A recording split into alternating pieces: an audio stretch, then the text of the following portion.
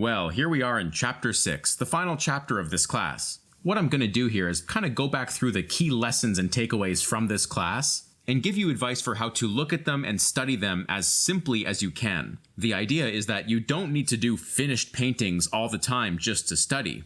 Especially when it comes to color, you can reduce your process quite dramatically and still get good study out of it. So we're going to look at methods for quickly studying the concepts presented in the class. We'll gain yet another method of understanding palettes and limiting your color. We'll learn an easy exercise that tests your understanding of how light influences color. And finally, we'll garner the courage to continue forging ahead after this class has ended. So let's dive in here. The first thing I'd like to show you is something called gamut masking. Gamut masking relates to Chapter 5's palette discussions, as well as Chapter 1's complementary palette. So whenever we talk about limiting your palette, we are, of course, talking about eliminating sections of the color wheel. For example, what we looked at in Chapter 1 with the limited palette, it was like we were using all the colors in this range, which meant that we were eliminating all of these colors. Now, the fancy term that artists use for this is gamut mask. It's a word you don't hear often, but gamut just means the complete range or scope of something. So a gamut mask simply reveals an isolated section of the color wheel. Remember how in Chapter 5, our final 2 limited palette demos had this palette? Well, a great way of visualizing that is to take the color wheel that we've been looking at this whole class, which is provided to you in the bonus files, by the way, and just visually isolating those colors. So I want this one, and this one as my split complementary palette. So the thing I want to do now is make a new layer, and on this layer, just draw a mask. I've got the polygonal lasso tool out here. I'm going to draw it down to the center of the wheel and get my 2 colors and kind of just complete this pie shape. Of course, if you mix these yellows with this red, you get orange, right? So this is part of the palette. Orange will happen naturally when you mix the yellow and the red after all.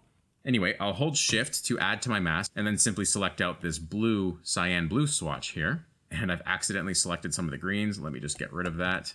Okay, my mask is a bit messy in the middle, but that doesn't matter. What I actually want to do is invert that selection. So I'll just go up to Select Inverse and simply fill it with black.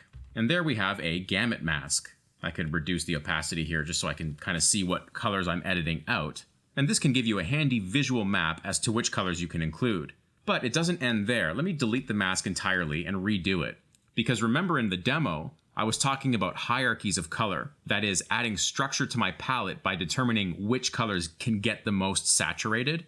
So let's try this again. Let's say I want my yellow range and the red range to be the most saturated. Get my selection there. And then my cyan blues, I want to keep those in the gray. So in this one, I'll just select this part of the blues. And then same thing, fill that with black. Whoops, I forgot to invert it. So let me just invert it, fill it with black. And then I can just reduce the opacity. I find it handy to see the extra parts of the color wheel that I'm not using. And there's my gamut mask. Now you can have this open as you paint. You can like say put it off to the side, next to your painting, and then bring up a color picker. And then as you're sampling this, you can say, okay, I can get all the way saturated with these yellows, oranges, and reds. And then of course with those same colors, I can access all the ranges of gray. But then with the cyan blues, I can only get to, this level of saturation. Now, this color wheel, of course, presents the colors at a very light value, and I don't think I have to tell you that you can, of course, access all the values available to you in those colors.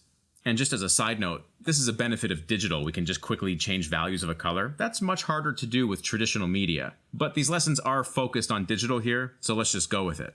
Anyway, there we have our nice gamut mask. I can just hide this layer, maybe name it Split Comp for Split Complementary, make another layer. And how about we quickly mask out now our complementary palette? What did we use in Chapter 1? Something like this. We had like the yellow slice, and then we had the purplish slice like this. I can push Alt-Control-Shift, click the color wheel to kind of snap the selection to the color wheel itself, and then invert it with Control-Shift-I, or Select Inverse, fill with black. And there's our nice gamut mask for our complementary palette. And then, of course, if I wanted to further edit that, I can maybe go into my lasso tool and say, hey, I only want to use this much of the purple. So I'll just take that, fill it with black, and there's my edited mask. The nice thing about having it on a layer like this is I can always go and rotate that mask and take different samples of the color wheel. And I can just visually say, hey, what if I did a painting like that, with roughly those colors? That's kind of an interesting look. And you can almost evaluate different emotions that this palette can give you just from looking at the color wheel. Like, look at this. This is the inverse of the complementary palette I just started with. but I kind of like how the sunlight colors are limited and the shadow colors get more saturated. Just scroll around and see what color combinations speak to you. And here, back to our split complementary, same idea. Just rotate that layer around and see what the mask reveals to you. And then you can sample right off that as if it were like an oil palette or something.